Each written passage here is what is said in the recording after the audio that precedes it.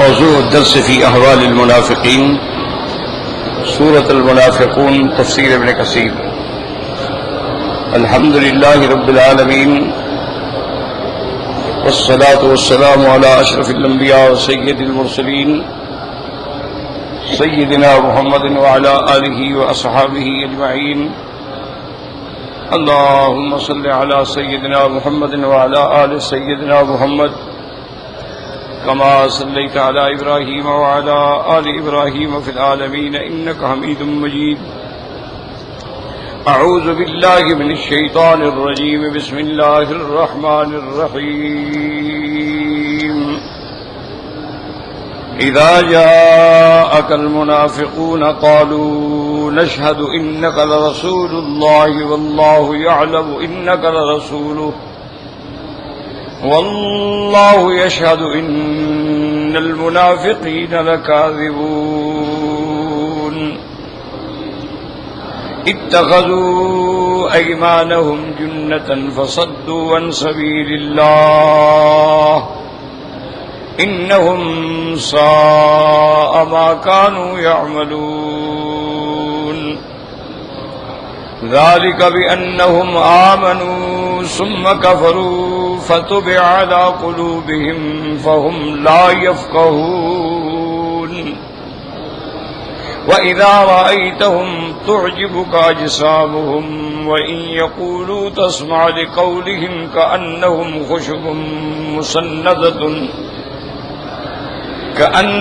خشب مسندة يحسبون كل صيحة عليهم هم العدو فاحذرهم قاتلهم الله أنى يؤفكون. اللہ تبارک و تعالی نے کلام مقدس کی ان آیات مبارکہ میں منافقون کے بارے میں ذکر فرمایا ہے. تو بعض علماء فرماتے ہیں کہ اس آیت کا تعلق جو ہے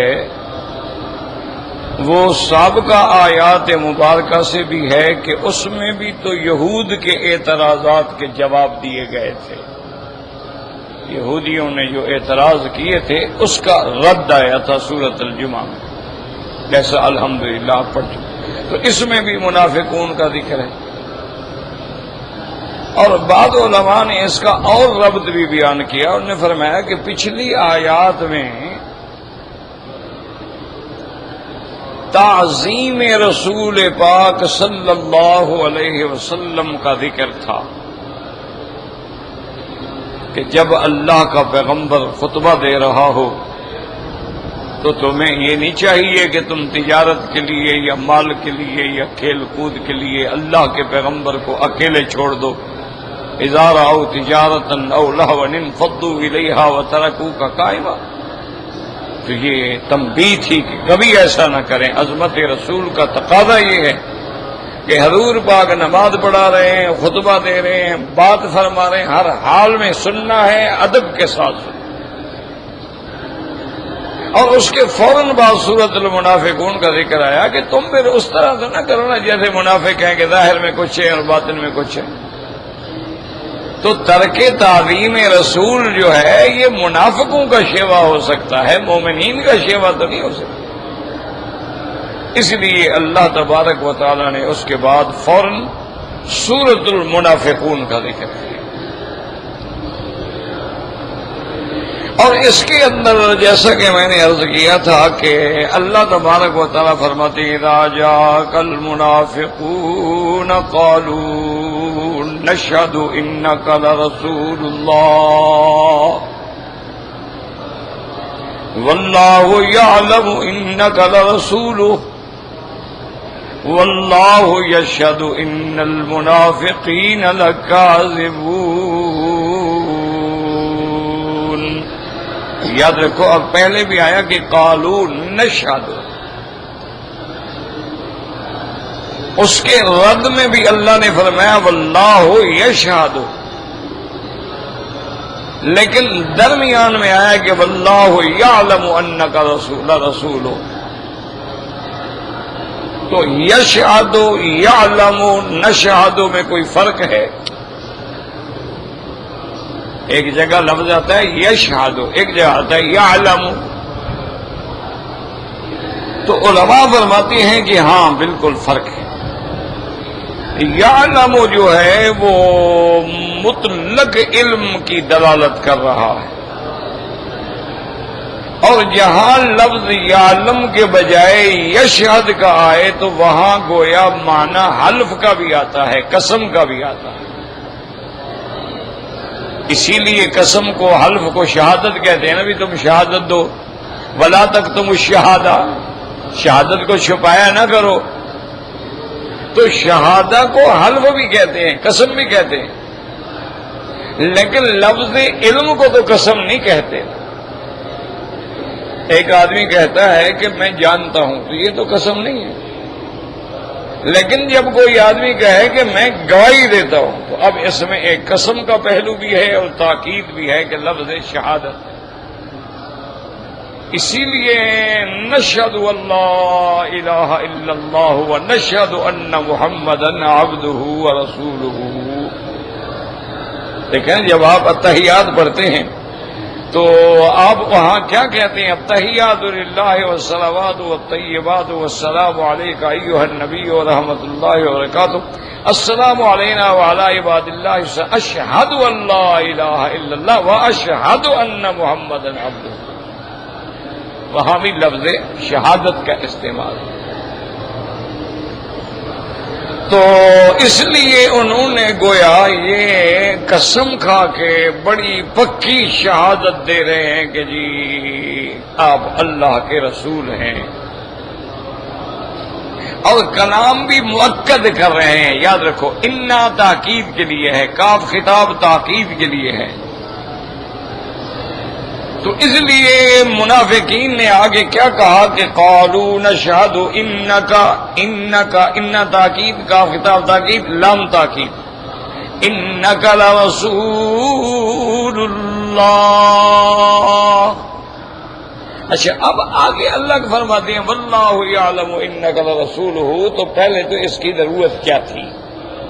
بات سمجھیں، آپ تو اللہ کے رسول ہیں، اور جب آپ کی طرف وحی آ رہا ہے، جبریل آ رہا ہے کہ اذا جاءک المنافقون، دلیل ہے کہ آپ اللہ کے نبی ہیں. اللہ آپ کو بذریعہ وحی بتلا رہے ہیں نا کہ اذا جاءک المنافقون قالوا نشہد انک رسول اللہ. لیکن آگے اللہ نے فرمایا واللہ یعلم انک لرسول. تو اس کی کیا ضرورت ہے؟ تو علماء کرام نے فرمایا کہ جب کسی سچے پیغمبر کو، صادق الامین کو، اور جو رحمت للعالمین ہو، جو ہر دوست دشمن پہ کرم اور مہربانی فرمانے والے ہوں، کوئی ان کو بھی دھوکہ دے کے جھوٹی گواہی دے اور جھوٹ بولے کہ آپ اللہ کے رسول ہیں، حالانکہ اندر وہ نہیں مانتا، تو اللہ نے فرمایا میرے محبوب آپ غم نہ کریں، میں جو جانتا ہوں بس کافی ہے کہ آپ میرے رسول ہیں. واللہ یعلم. اللہ جانتے ہیں، نہیں مانتے نہ مانے. اسی لیے آپ دوسری آیت کو سامنے رکھیں تو پھر آیت سمجھ آ جائے گی. فرمایا هو الذی ارسل رسوله بالهدى ودین الحق لیظہرہ علی الدین کلہ. وہ ذات پاک جس نے اپنے پیغمبر کو بھیجا تاکہ اس کے دین کو تمام ادیان پہ غالب کر دیں. اور آگے فرمایا وکفی باللہ شہیدا. میرا مدنی تیری رسالت پہ میری گواہی کافی ہے، اور کسی کی کیا ضرورت ہے؟ کوئی مانے تو مانے، نہ مانے تو نہ مانے، میں جو گواہ ہوں. کل ای شیء اکبر شہادۃ عند اللہ. اللہ کی شہادت سے پھر بڑی شہادت کس کی ہو سکتی؟ تو اس لیے اللہ، اچھا یہاں چونکہ تاکید کی کوئی ضرورت نہیں، یہ تو حضور پاک کو اللہ نے فرمانا تھا نا، اس لیے یہاں اللہ نے یہی فرمایا واللہ یعلم، اللہ جانتے ہیں، انک لرسول. لیکن اب منافقین کا جواب جو ہے اللہ نے اسی طرح تاکید میں دیا، جیسے انہوں نے کہا تھا نا کہ قالوا نشہد انک لرسول اللہ. اللہ نے فرمایا واللہ یشہد ان المنافقین لکاذبون. اب چونکہ انہوں نے کہا تھا نشہد، اللہ نے کہا یہ واللہ نشہد، اللہ بھی گواہی دیتا تم جھوٹ بول. تو اللہ تبارک و تعالی نے ان کے اس لفظ کا، ان کی تاکیدات و توقیدات کا اسی طرح جواب دیا ہے۔ اور یاد رکھو یہ قاعدہ ہے کہ جتنا انکار ہوگا اتنی تاکید ہوگی۔ کیا معنی؟ اب آپ کہتے ہیں جی کہ فلاں آدمی آیا ہے، تو اس نے کہا ہاں جی فلاں آدمی آیا ہے۔ انہوں نے کہا یار نہیں مجھے تو پتا ہے کہ وہ نہیں۔ انہوں نے کہا بھائی میں کہہ رہا ہوں وہ آیا ہے۔ اور نے کہا یار تمہیں دھوکہ لگا ہے، وہ بالکل نہیں آیا۔ وہ کہہ رہا خدا کی قسم وہ آیا ہے۔ تو اب وہ جتنا انکار بڑھتا جائے گا اتنا اس پر ضرب بھی، تاکید اور توقید بھی بڑھتی جائے گی۔ ہمیشہ یاد رکھو کہ جیسے انکار ہوگا ویسے اس کا جواب بھی اسی طرح ہوگا۔ اب چونکہ انہوں نے انکار اور جھوٹ میں بڑی تاکید کی تھی کہ قالوا نشہد انک لرسول اللہ، لفظ شہادت انا کاف تاکید، لام تاکید کے لیے، اللہ نے بھی اسی طرح کا جواب دیا، فرمایا واللہ یشہد ان المنافقین لکاذبون۔ اور یاد رکھو یہ یہاں موقع اضمار ہے لیکن اظہار کیا گیا ہے۔ بات سمجھیں کہ بعض اوقات موقع اظہار ہوتا ہے، اضمار کیا جاتا ہے۔ بعض اوقات موقع اضمار ہوتا ہے لیکن اظہار کیا جاتا ہے۔ کیا معنی؟ مقصد یہ ہے کہ یہاں کافی طرح ان المنافقین لکاذبون، یہاں اللہ اتنا فرما دیتے انہم لکاذبون۔ بات سمجھیں، یہاں تو ضمیر کی جگہ تھی نا، کہ ذکر تو منافقوں کا پہلے موجود ہے۔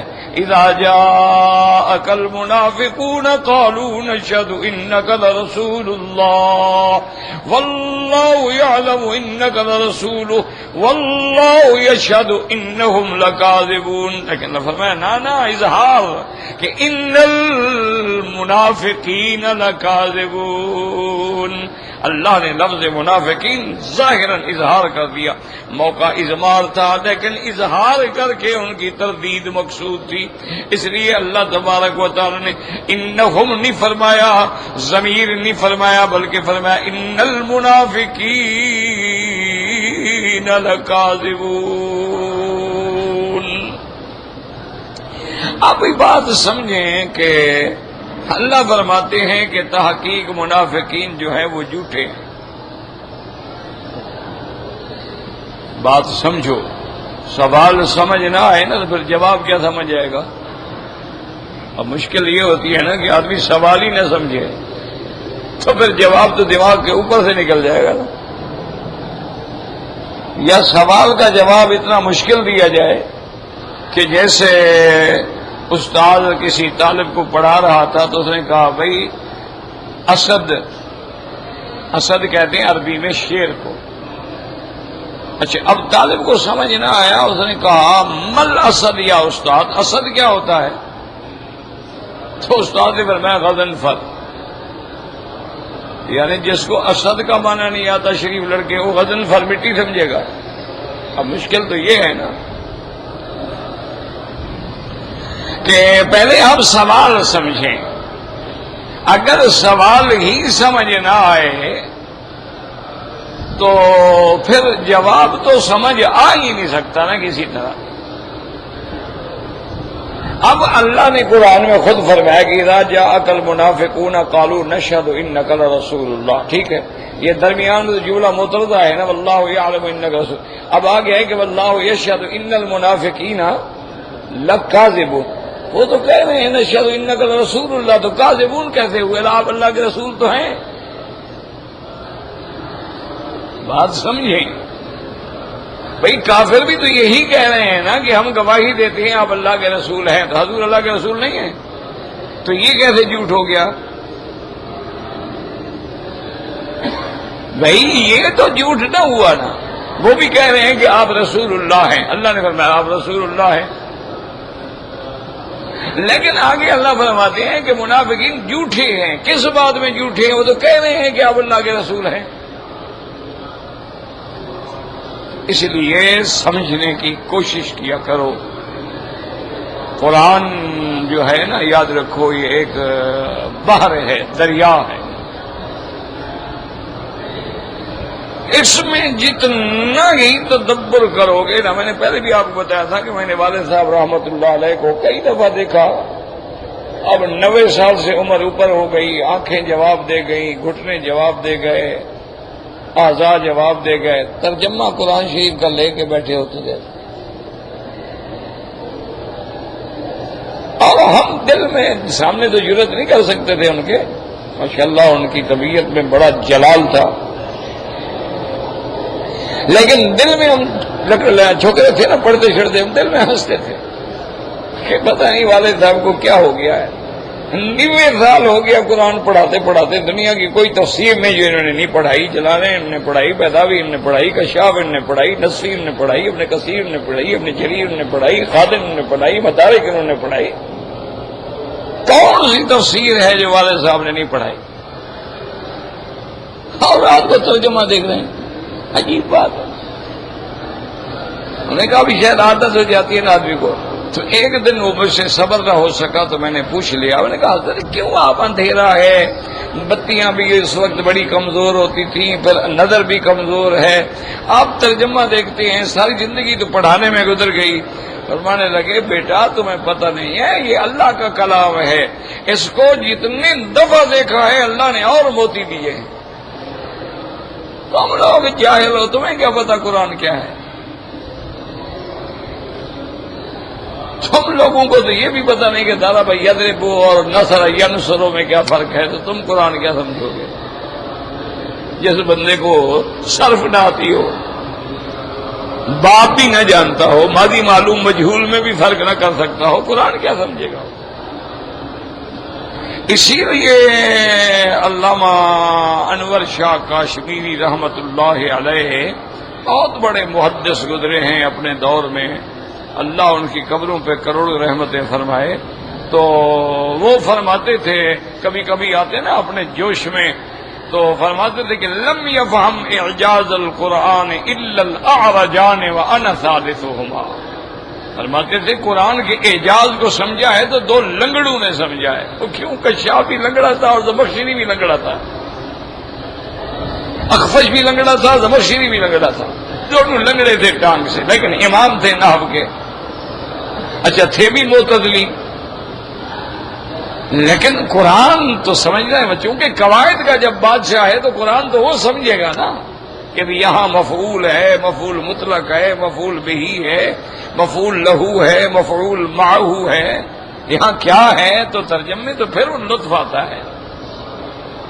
تو فرمایا کہ اعجاز قرآن کو ان دو لنگڑوں نے سمجھا، اللہ کا شکر ہے میں بھی تیسرا ہوں جیسے اعجاز قرآن کو سمجھا، یعنی اپنے زمانے میں، ورنہ ان سے پہلے بڑے لوگ پیدا ہوئے، آخر علامہ صاحب بھی تو کسی کے شاگرد تھے نا، ان کے بھی تو استاذ تھے نا، لیکن اعجاز قرآن جو ہے، جن لوگوں کو اللہ نے اس سے تعلق نصیب فرمایا ہے نا، تو سبحان اللہ، پھر ان کو ہی پتا ہوتا ہے کہ قرآن کی حلاوت کیا ہے، قرآن کی لذت کیا ہے، اور قرآن میں ڈوب جانے کا مزہ کیا ہے۔ وہ تو قرآن میں ایسے ڈوب جاتے ہیں کہ دنیا الٹ جائے ان کو پتہ نہیں لگتا۔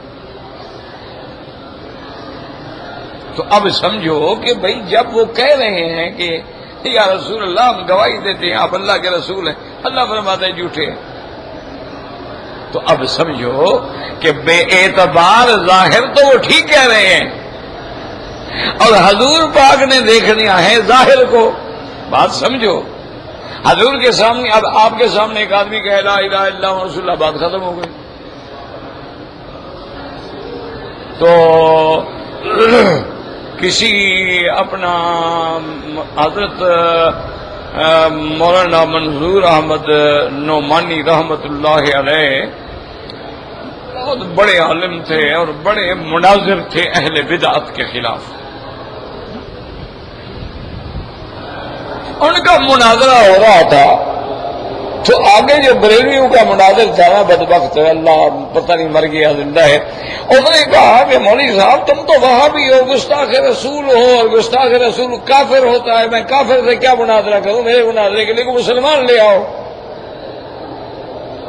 بڑے آرام سے مولانا نے کہا بھائی حضرات دیکھو سن لو، اشہد ان لا الہ الا اللہ واشہد ان محمدا عبدہ ورسولہ، لا الہ الا اللہ محمد الرسول اللہ، آمنت باللہ وملائکتہ وکتبہ. فرمایا اب تو میں مسلمان ہو گیا ہوں، میں نے کلمہ پڑھ لیا، مسلمان ہو گیا، اب چلو مناظرہ کرو، چلو. انہوں نے کہا اب تو میں نے کلمہ پڑھ لیا ہے نا. چلو پہلے آپ کے نزدیک میں مسلمان نہیں تھا، اب تو تم بھی میرے کلمے کے گواہ ہو کہ میں مسلمان ہوں، اب کیا کرے یاری. تو اس لیے حضور پاک نے تو ظاہر کو دیکھنا ہے نا، کہ ایک آدمی آگے کہتا ہے کہ یا رسول اللہ میں گواہی دیتا ہوں آپ اللہ کے رسول ہیں، ٹھیک ہے، حضور پاک تو ظاہر پہ عمل کریں گے نا.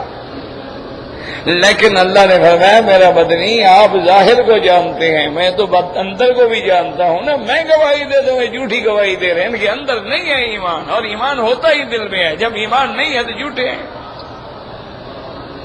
ایمان جو ہے وہ تو زبان کا اقرار نہیں ہوتا ہے نا، وہ تو تصدیق بالقلب ہوتا ہے. لاکھ بندہ زبان سے کہتا رہے لیکن اگر دل میں نہیں تصدیق ہے تو مومن نہیں ہے. آپ تو ان کی ظاہری بات کو سن رہے ہیں نا، کہ کلمہ پڑھ رہے ہیں، گواہی دے رہے ہیں، نماز پڑھ رہے ہیں، مسجد میں آ رہے ہیں. اب جیسے کہ حضور نے فرمایا کہ جس آدمی کو تم مسجد میں آتا جاتا دیکھو، نماز پڑھتا دیکھو، فاشہدوا لہ بالایمان، تم گواہی دیا کرو بھی یہ مومن ہے، ایمان والا ہے، کیونکہ مسجد ایمان والوں کا گھر ہے. تو آپ تو جانتے ہیں نا ان کے ظاہر کو میرا مدنی، پر میں تو ان کے باطن کو بھی جانتا ہوں نا. واللہ یشہد ان المنافقین لکاذبون، میں گواہی دیتا ہوں ان کے اندر ایمان نہیں ہے، ان کے اندر تصدیق قلبی نہیں ہے، یہ مجرد اقرار باللسان ہے، اور اسلام کے لیے یہ کافی نہیں ہے. تو اس لیے اللہ نے فرمایا واللہ یشہد ان المنافقین لکاذبون. اب یاد رکھو بھی جب آ گیا تو اب آگے اللہ اتخذوا ایمانہم جنتاً فصدوا عن سبیل اللہ انہم ساء ما كانوا یعملون. اب اللہ فرماتے ہیں اتخذوا ایمانہم، یاد رکھو ایمان مانا جمع ہے قسم. اتخذوا ایمانہم، انہوں نے اپنی قسموں کو جنتاً مانا ڈھال، یہ قسمیں کھا کے قسموں کو ڈھال بنا لیتے ہیں تاکہ اللہ کے عذاب سے اور مسلمانوں کے عتاب سے بچ جائیں. تو اب یہاں بھی لفظ ایمان دلالت کر رہا ہے کہ وہ جو کہہ رہے تھے نا کہ نشہد سے مراد ان کی قسم تھی. اسی لیے اللہ آگے فرمائیں گے اتخذوا ایمانہم اذا جاءک المنافقون قالوا نشہد انک لرسول اللہ. تو اس لفظ شہادت میں گویا قسم ہے، اس لیے اللہ نے فرمایا میرا مدنی یہ جو قسمیں کھا رہے ہیں یہ کوئی سچی قسمیں نہیں ہیں، یہ تو ڈھال بنا رہے ہیں. اذا لقوا الذین آمنوا قالوا آمنا واذا خلوا الى شیاطینہم قالوا انا معکم انما نحن مستہزئون. میرا محبوب یہ ظاہراً جو قسمیں کھا رہے ہیں اس لیے قسمیں ہیں کہ مسلمان ہم پہ اعتماد کریں اور ہم ان کے ساتھ مل کے رہیں تاکہ ہمیں ان سے کوئی نقصان نہ پہنچ سکے. کیونکہ وہ ڈر گئے تھے کہ اللہ نے بدر میں مسلمانوں کو اتنی بڑی فتح دے دی ہے، کفار کی کمر ٹوٹ گئی ہے، تو وہ بھی گھبرا گئے کہ پتہ نہیں اب ہمارے ساتھ کیا ہوگا. تو اب جھوٹی قسمیں کھا کے ڈھال بنا رہے ہیں تاکہ ہم بچ جائیں. اچھا یہاں دو لفظ ہیں، اس پہ غور کریں قرآن میں. اتخذوا ایمانہم جنتاً فصدوا عن سبیل اللہ، فصدوا عن سبیل اللہ، بس روکتے ہیں اللہ کے رستے سے، یا روکا انہوں نے اللہ کے رستے سے. تو کیا معنی ہوا؟ اس لیے اس کو سمجھیں، اس میں دو باتیں ہیں، دو قول ہیں. ایک قول تو یہ ہے کہ بھئی اتخذوا ایمانہم جنتن، یہ جھوٹی قسمیں کھا کے ڈھال بناتے ہیں، بات ختم ہو گئی۔ ایک تو میرا مدنی ان کا یہ جرم ہے نا کہ جھوٹی قسمیں کھا کے مسلمانوں کے آگے بچنے کے لیے ڈھال بن رہے ہیں، اور دوسرا صرف یہ جرم نہیں کہ بدبخت یہ کافر ہیں، بلکہ لوگوں کو بھی اللہ کے رستے سے روکتے ہیں۔ دیکھو نا، ایک آدمی ہے کافر ہوتا ہے، ایک ہے کہ کافر بھی ہے لیکن دوسرے کو بھی مسلمان نہیں ہونے دیتا۔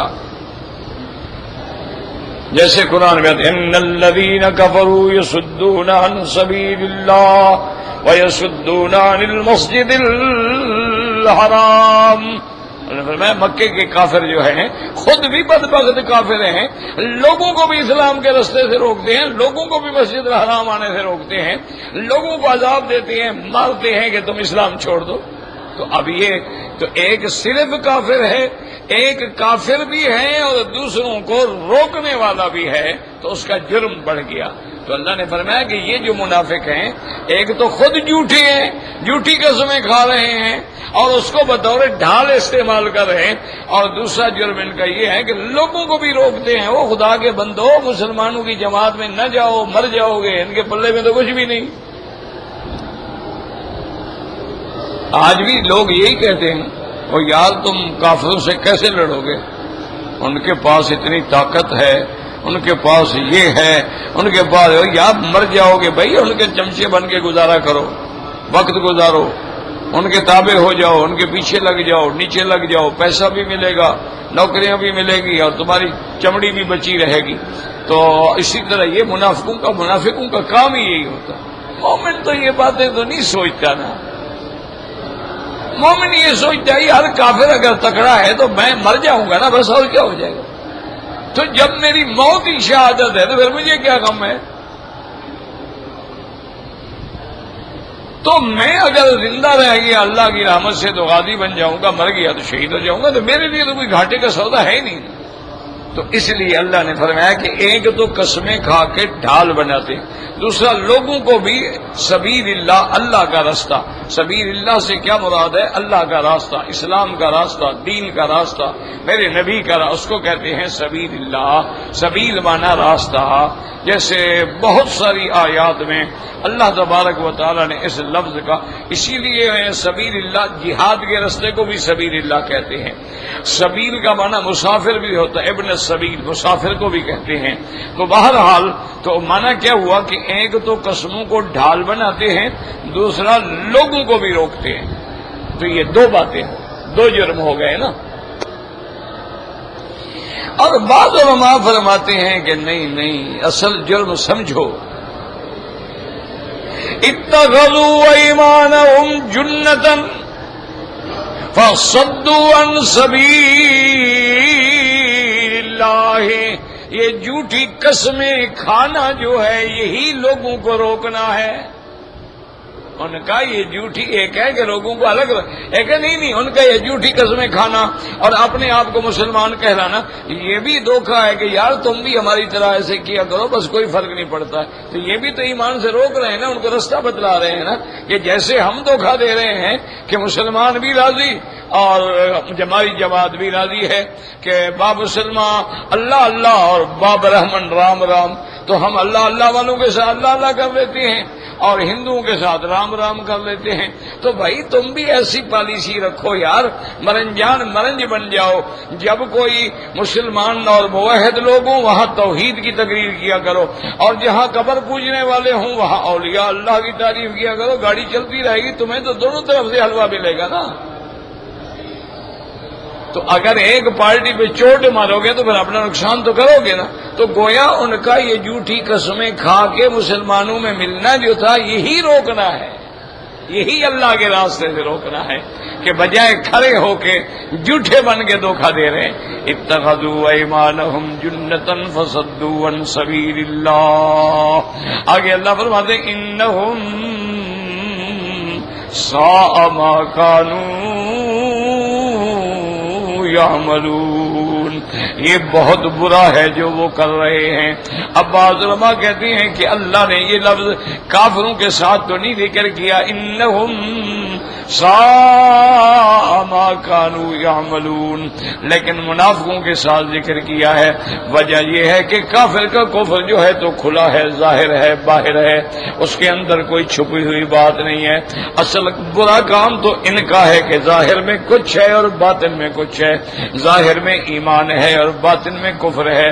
یہ جو دھوکہ دینا ہے، یہ جو نفاق ہے، یہ بہت بڑا بھیڑا عمل ہے کہ آدمی اندر کچھ ہو اور باہر کچھ ہو. انہم ساء ما كانوا يعملون.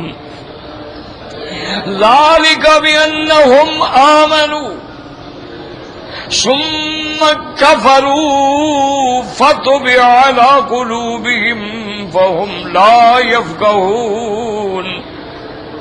اب اللہ فرماتے ہیں ذالک بأنہم، اس لیے کہ یہ ایمان لائے پھر کفر کیا. فطبع، پھر مہر کر دی گئی ان کے دلوں پہ. فطبع علی قلوبہم فہم لا یفقہون، اب یہ دین کی باتوں کو نہیں سمجھتے.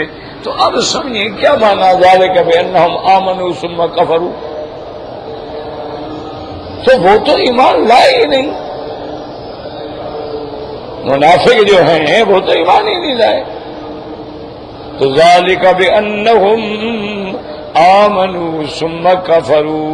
بعض علماء نے فرمایا وہ منافقین کے بارے میں ہے، اور یہ آیت جو ہے مرتدین کے بارے میں ہے، جو ایمان لانے کے بعد ایمان سے نکل جائیں ان کے بارے میں ہے کہ ایمان لائیں اور پھر کافر ہو جائیں.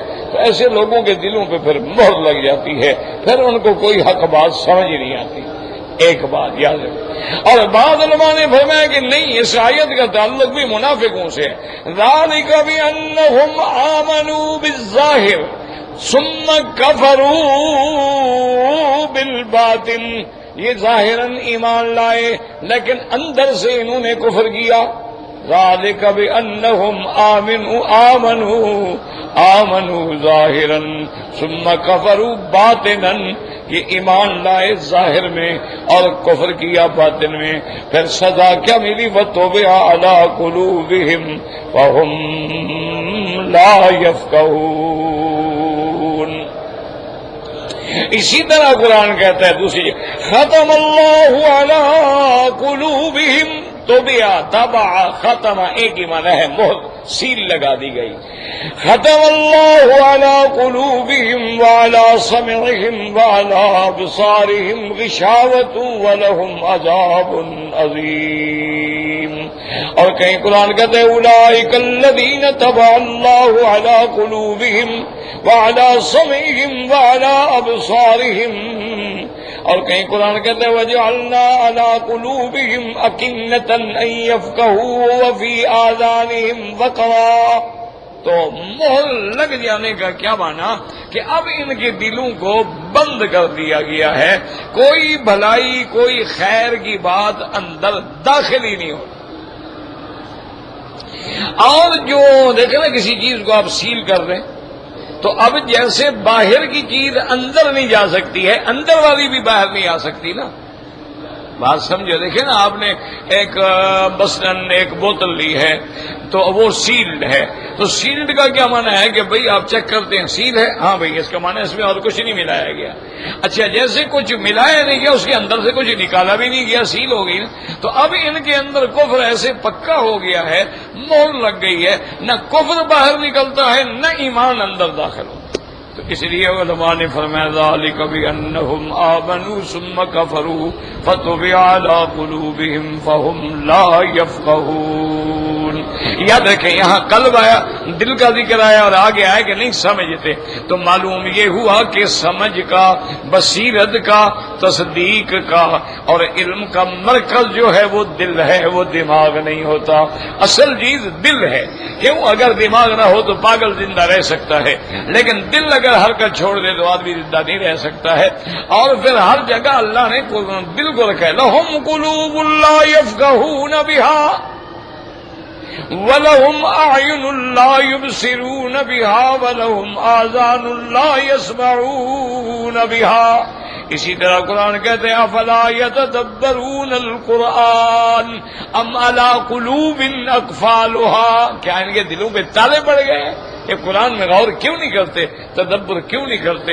تو اس لیے یاد رکھیں کہ اصل چیز جو ہے وہ قلب ہے، اسی لیے ایمان کی تصدیق بھی قلب ہے، اور اصل دین کے سمجھنے کا مقام بھی قلب ہے۔ اور جب دل میں چیز آ جائے اور دل کی اصلاح ہو جائے تو پھر سارے بدن کی اصلاح خود بخود ہو جاتی ہے۔ لیکن اگر دل ہی بگڑ جائے، اذا صلحت صلح الجسد کلہ، حضور نے فرمایا جب دل ٹھیک ہو جائے تو سارا بدن ٹھیک ہوتا ہے، واذا فسدت، جب دل بگڑ جائے تو سارا بدن بگڑ جاتا ہے۔ تو اصل مدار جو ہے وہ دل پہ ہے، یاد رکھو۔ اس لیے قرآن بار بار دلوں کا ذکر کرتا ہے، انھا لا تعمی الابصار ولیکن تعمی القلوب التی ہی فی الصدور۔ اللہ نے فرماتے یہ صرف آنکھیں اندھی نہیں ہوتی، اصل اندھا تو وہ ہے جو دل کا اندھا ہو۔ آنکھوں کے اندھے کا کیا فرق پڑتا ہے؟ آنکھوں کے اندھے تو عبداللہ ابن مکتوم بھی تھے، آنکھوں کے اندھے تو صحابہ بھی تھے، آنکھوں کے اندھے تو تابعین بھی تھے، آنکھوں کے اندھے تو محدثین بھی تھے، آنکھوں کے اندھے تو بڑے بڑے اولیاء اللہ بھی تھے۔ اس سے کیا فرق پڑتا ہے؟ اصل تو اندھا وہ ہے جو دل کا اندھا ہے، یہ پھر آنکھیں کیا؟ اس لیے فرمایا فَطُبِعَ عَلَىٰ قُلُوبِهِمْ فَهُمْ لَا يَفْقَهُونَ۔ اب جناب یہاں ایک سوال ہے، پھر اچھی طرح سوال کو سمجھیں۔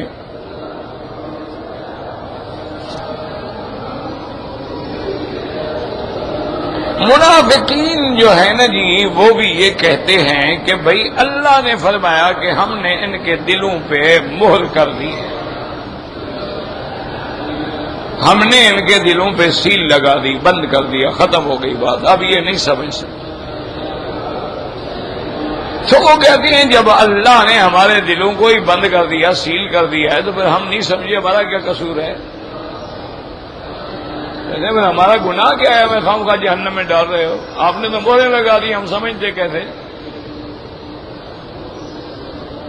آپ نے تو ہمارا دروازہ ہی بند کر دیا نا، پھر جب دروازہ ہی بند ہو گیا تو ہم اندر کیسے آتے ہیں؟ تو اس لیے پھر آپ ہمیں کیوں سزا دے رہے ہیں؟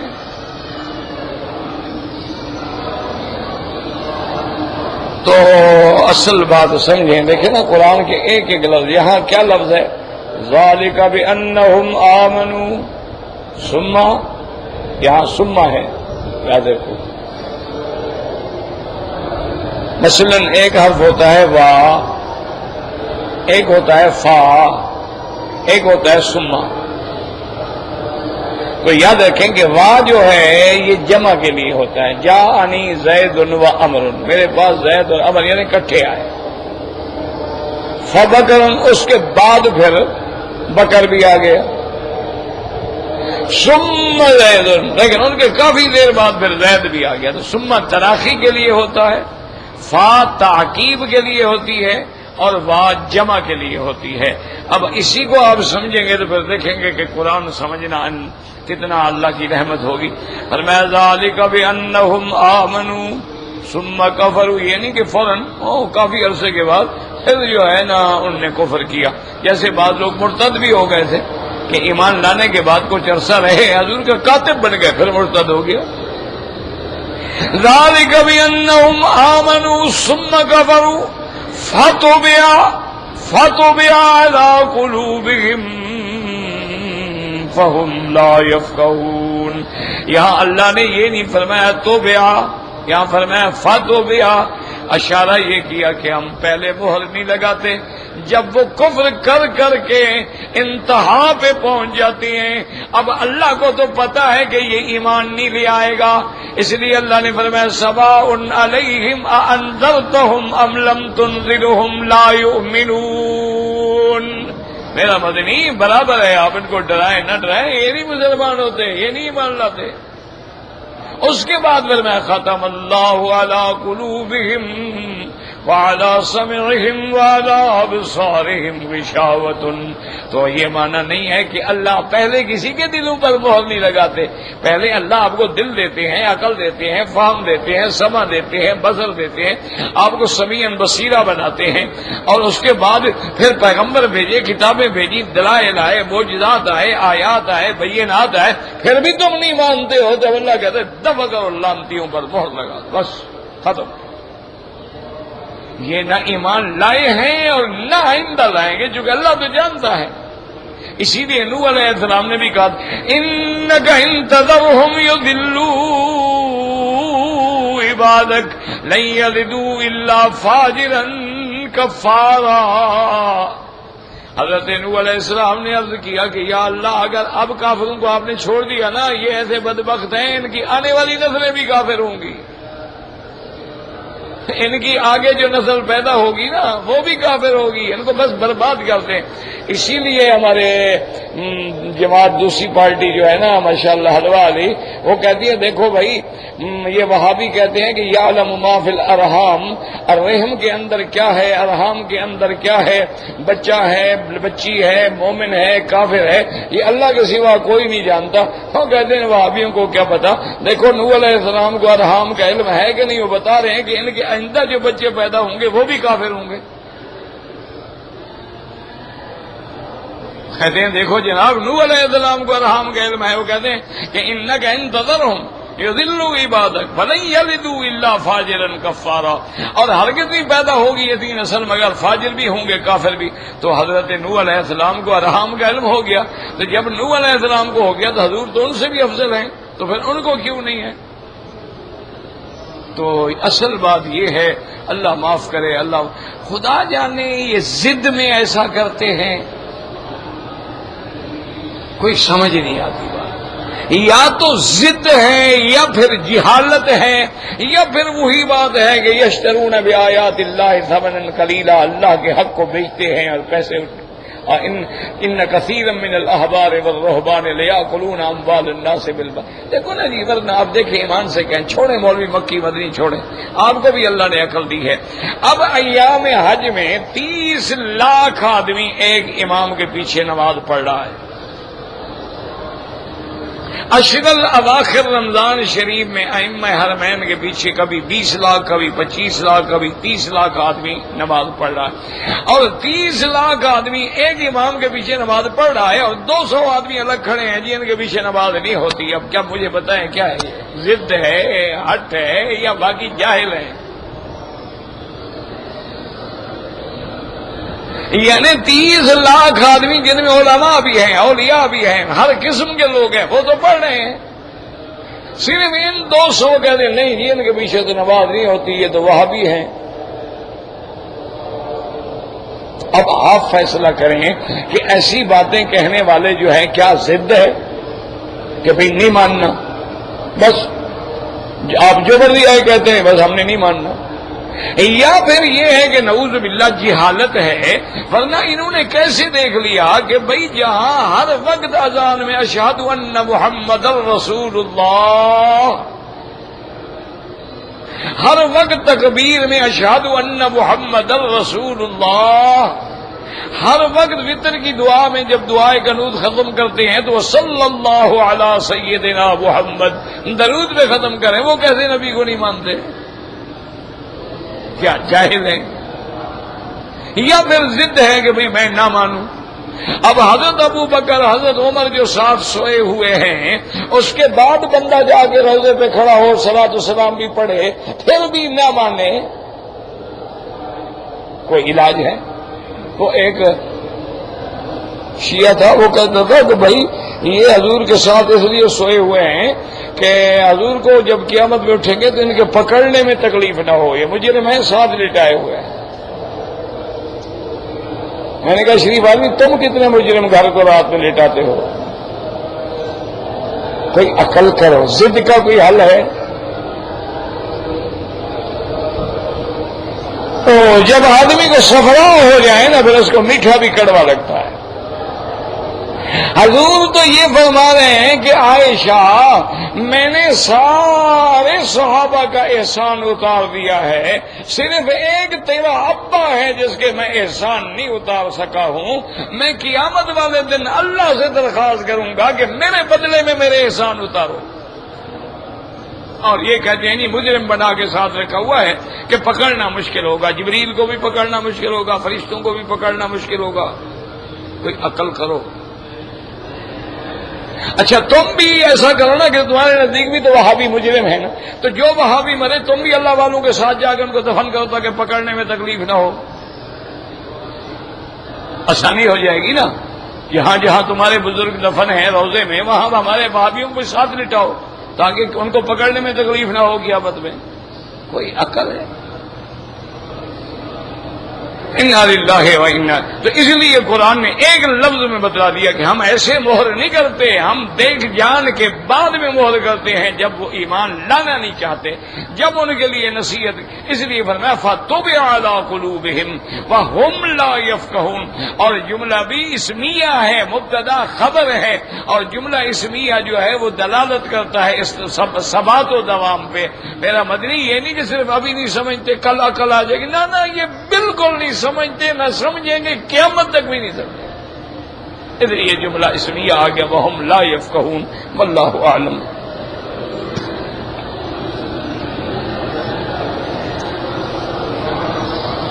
اللہ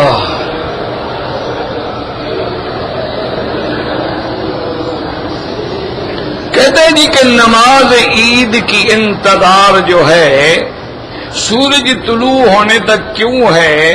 اس لیے کہ فجر نماز کے بعد سورج طلوع تک کو نماز نہیں ہوتی۔ میں ایک آدمی کو فرض نماز کے بعد سنن ادا کرتے وقت پوچھا تھا، پھر خاموش ہو گئے تھے، مجھے سمجھ نہیں آیا کہ تمہیں ہو کیا گیا ہے، کیا سوال کر رہے ہیں کہ جی عید کی نماز میں سورج نکلنے کی دیر کیوں کی جاتی؟ بھی حضور پاک نے جس وقت پڑھی ہم اس وقت پڑھیں گے یا پہلے پڑھ لیں گے؟ اب تم کہو کہ جناب عشاء کی نماز جو ہے وہ رات کو 8:30 بجے کیوں پڑھتے ہیں، وہ رات کو 1:30 بجے کیوں نہیں پڑھتے؟ ایک بات ہے، اللہ نے 5 نمازیں مقرر کی ہیں اور اوقات معین کر دیے ہیں، جبریل نے پڑھا کے دکھلا دیے ہیں، اور حضور کا کوئی فیصلہ اللہ کی وحی کے بغیر نہیں ہوتا۔ جب حضور نے اس وقت پڑھی ہم بھی اسی وقت پڑھیں گے۔ حضور نے فرمایا کہ سورج نکلنے کے بعد پڑھی جائے گی۔ اور دوسری یہ حدیث بھی موجود ہے کہ بھئی فجر کی نماز کے بعد کوئی نماز نہ پڑھو حتی تطلع الشمس، جب تک کہ سورج نہ نکلے۔ صرف نکلے نہیں بلکہ قید رمح نکلنے کے بعد بلند ہو جائے پھر نماز اشراق پڑھو۔ تو یہی تو امام حنیفہ فرماتے ہیں نا کہ بھئی مسجد میں بھی حرم میں بھی فجر کے بعد طواف کی 2 رکعتیں بھی نہ پڑھو جب تک کہ سورج نہ نکلے۔ اسی لیے یہاں عید بھی تو نہیں پڑھتے نا جب تک کہ سورج نہ نکلے۔ اس حدیث پہ بھی عمل ہو گیا، اور پھر حضور نے جو ہمیں وقت سکھایا ہے اس میں اگر مگر چونکہ چنانچہ لگانے کی کیا ضرورت ہے؟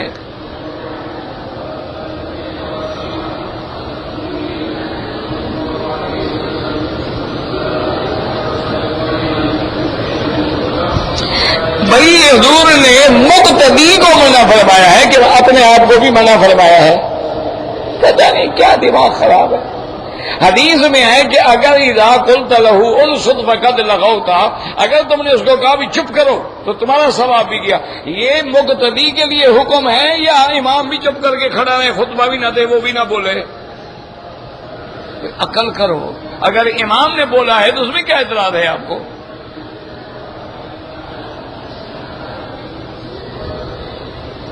ہم بھی تو یہی کہتے ہیں نا کہ امام قرآن پڑھ رہا ہے تم پیچھے چپ کرو، یہ تھوڑے کہ امام بھی چپ کرے، پڑھے کون پھر؟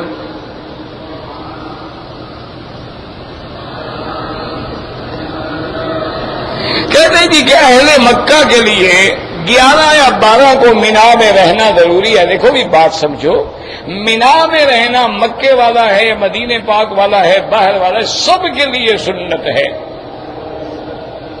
بلکہ حنابلہ رحمہم اللہ تعالی علیہم کے نزدیک تو واجب ہے۔ وہ کہتے ہیں اگر نہیں رہے گا تو دم پڑ جائے گا۔ باقی ائمہ کے نزدیک سنت ہے، اور امام ابو حنیفہ رحمۃ اللہ علیہ فرماتے ہیں کہ مبیت مینا سنت ہے، یعنی مینا میں رات گزارنا سنت ہے، دن گزارنا ضروری نہیں ہے۔ اب تو حالات کا تقاضا یہ ہے کہ مینا میں اگر ہم سارے رہنا شروع کر دیں گے تو پہلے تو حاجیوں کو بھی جگہ الحمدللہ اتنا حاجی آتا ہے پوری نہیں ہوتی، مزدلفہ میں ان کو رہنا پڑتا ہے، تو اس لیے اگر کوئی نہیں رہے گا تو کوئی حرج نہیں۔ اور یہ نیت کر لو کہ بھئی میں دوسروں کی تکلیف کا باعث نہ بنوں، میرا تو گھر ہے، میرا وطن ہے، میری جگہ ہے، میں جانتا ہوں رات کو میں گھر آ جاؤں گا، کل کو میں جاؤں گا دیوال کے بعد یا ظہر کے بعد جا کے کنکری مار کے واپس آ جاؤں گا تاکہ لوگوں کو تکلیف نہ ہو، تو کوئی بات نہیں، کوئی حرج نہیں۔ اور سب ایسا کر سکتے ہیں، جیسے آج کل اکثر حجاج کے گھر عزیزیہ میں ہوتے ہیں، وہ عزیزیہ آ گئے، کنکری ماری، پھر واپس آ گئے، کوئی مسئلہ نہیں۔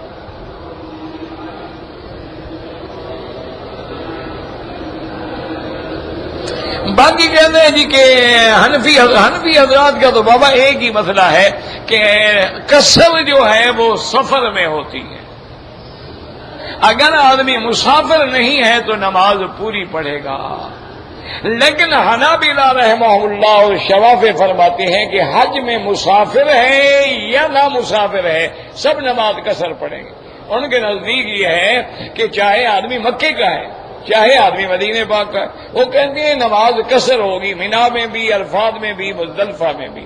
لیکن امام ابو حنیفہ رحمۃ اللہ علیہ فرماتے ہیں کہ بھائی حضور نے قصر پڑھی ہے، تمہاری جو دلیل ہے تو حضور تو مدینے پاک سے آئے ہیں، وہ مکے پاک سے تو گئے ہی نہیں۔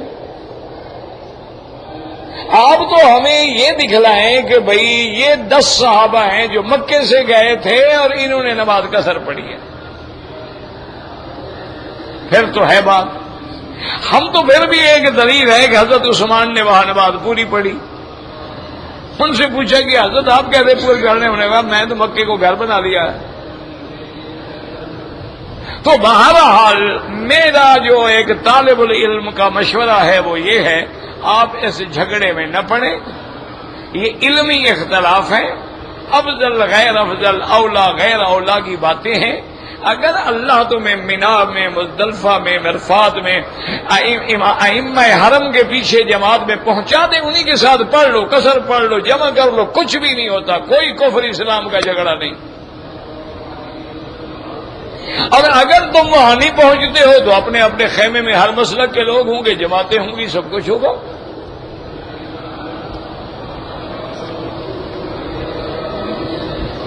کہتے جی کہ میقات جو ہے، یہ جو مواقیت ہیں، ان کا تعین جو ہے ابراہیم علیہ السلام نے کیا نہیں۔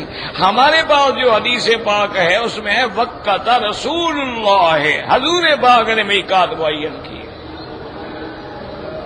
اور بعض علماء کہتی ہیں کہ بھئی ربنا ارنا مناسکنا وتب علینا، اس وقت اللہ نے آدم کو بھی بتلا دیا تھا، ابراہیم علیہ السلام کو بھی بتلا دیا تھا، لیکن جو حدیث مبارک ہے وہ یہ ہے کہ حضور پاک نے معین فرمایا، اور حضور کوئی بات خود نہیں معین فرماتے، وما ينطق عن الهوى ان هو الا وحی یوحی۔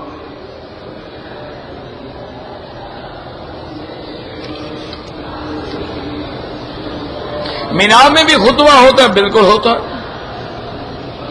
وقوف عرفات اور شب مزدلفہ میں افضل عمل کیا ہے؟ اللہ کا ذکر، اس لیے کہ خود حضور نے فرمایا ہے افضل ما انا قلت والنبیون قبلی، سب سے افضل ذکر جو میں نے کیا ہے اور مجھ سے پہلے انبیاء نے کیا ہے وہ کیا ہے؟ لا الہ الا اللہ وحدہ لا شریک لہ لہ الملک ولہ الحمد یحیی ویمیت وہو علی کل شیء قدیر۔ تو افضل عمل جو ہے ذکر ہے، اسی لیے قرآن بھی کہتا ہے فاذکروا اللہ عند المشعر الحرام، اسی طرح قرآن کہتے ہیں فاذکروہ کما،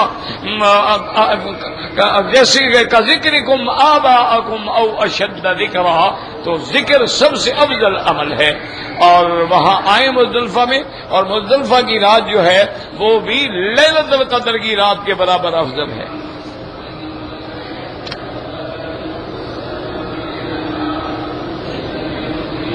کہتے تھے کہ میں خدام الحجاج میں ہوں، انڈیا سے ہوں، اور 15 مہینے سے میں مکے میں ہوں، آپ کا حج مفرد ہے؟ جو لوگ بھی رمضان میں مکے میں آ گئے ان کا حج مفرد ہے، آپ پر قربانی ہے ہی نہیں حج کی۔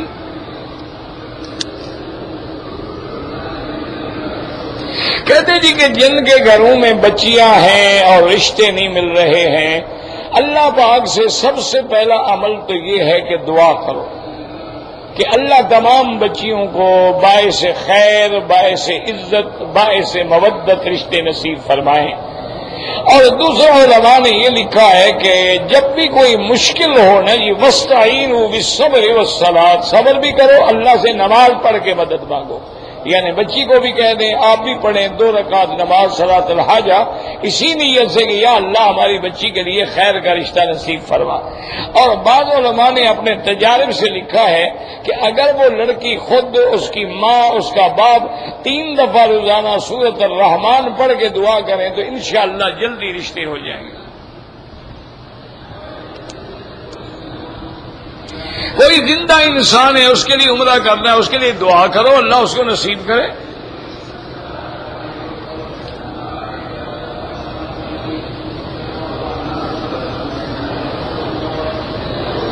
کہتے ہیں میں نے استلام کیا، ہاتھوں کو بوسہ نہیں دیا، کچھ نہیں ہوتا.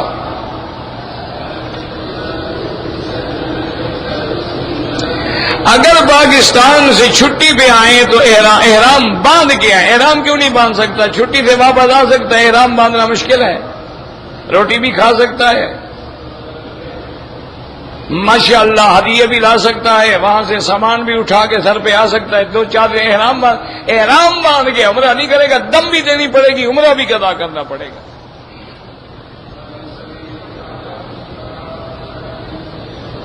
او بابا ہاتھوں کو بوسہ دیا، ہاتھ لگے تو بوسہ دو، نہ لگے کوئی ضروری نہیں.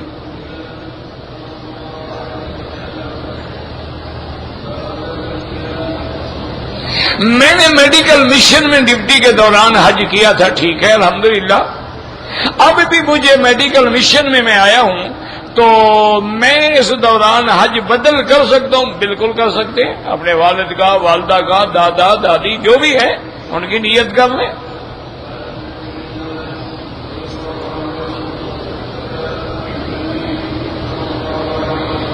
اگر کسی نے رکن یمانی پہ ہاتھ لگایا احرام میں، بعد میں احساس ہوا خوشبو، احساس چھوڑیں، وہ تو ہر وقت کعبۃ اللہ سے خوشبو آتی ہے نا. لوگ غلاف کو بھی لگاتے ہیں، جسد پہ بھی لگاتے ہیں، رکن یمانی پہ بھی لگاتے ہیں. آپ دیکھیں آپ کے ہاتھ کو خوشبو لگی ہے یا نہیں لگی؟ لگی ہے تو دھو ڈالو، نہیں ہے محض احساس ہے 2-4 ریال خیرات کر دو.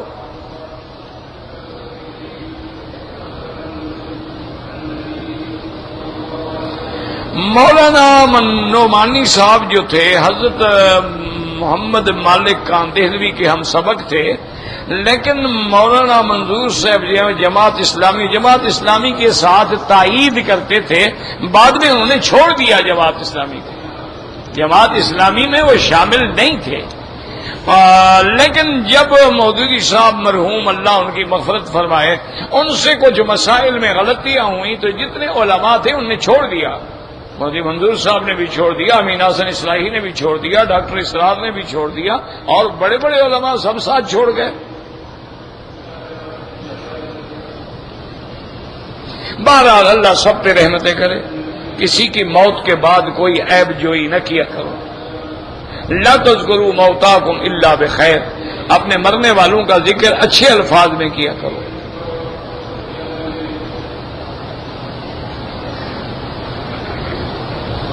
اگر کسی آدمی نے یہ نیت کی کہ موقع ملے گا تو حج کرے گا تو کوئی حج نہیں ملے گا. جب احرام باندھے گا، لبیک پڑے گا تو پھر حج ہی بنے گا. ایسے تھوڑا کہ کرے گا، گی سے کچھ نہیں ہوتا.